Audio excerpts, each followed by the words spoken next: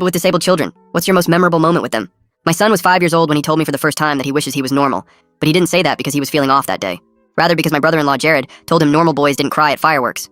That moment broke me, because despite my son being high-functioning autistic and cognitively brilliant, he already knew that he was not good enough for the people around us. My wife left when he was 4 and blamed him. She told him he was defective, and after she left, her family started hovering over us like a pack of seagulls circling a french fry. First came the unsolicited advice, then the visits. Then Jared, the ex-brother-in-law who once left my son alone at a gas station, by accident, started showing up more. "You've got to toughen him up," Jared said. "He needs to learn to stop whining over stupid things like sound."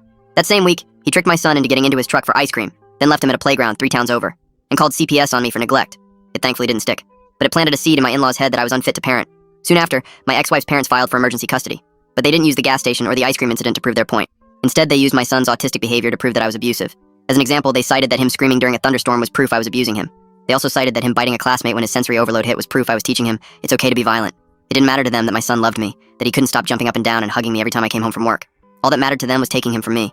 And so, they gathered screenshots, twisted the narratives, and hired a sleazy lawyer who looked like he took pride in getting predators off the hook. All I had was my son and the truth. When trial day came, I knew the courtroom would overwhelm him. So I did what I always did. I prepared him. We read court transcripts, watched old proceedings, practiced with stuffed animals. I explained what custody meant. I showed him how to breathe when it got too loud, and I made sure he knew that I loved him more than anything in this world.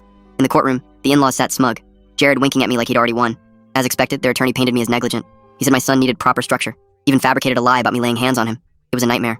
When he was finished, the whole courtroom looked at me like I was a monster. I looked over at my son, expecting him to be sad or nervous. But instead, he was mad, like he wasn't about to let someone lie about his dad. He got called on stand, and just like we practiced, he began speaking. But he didn't follow the script. At first anyway. Instead, he started going off. That man was lying. Never talk about my dad like that again. He never hit me. He loves me. When Mom hit me, he stopped her. I love my dad so much. He never lets my peas touch my mashed potatoes. He puts labels on my bookshelves so I can find every story. He doesn't lie. Ever. The room stilled. "I know Article 3 of the Family Code," my son added. "It says the court wants what is best for me, and what is best for me is staying with my dad."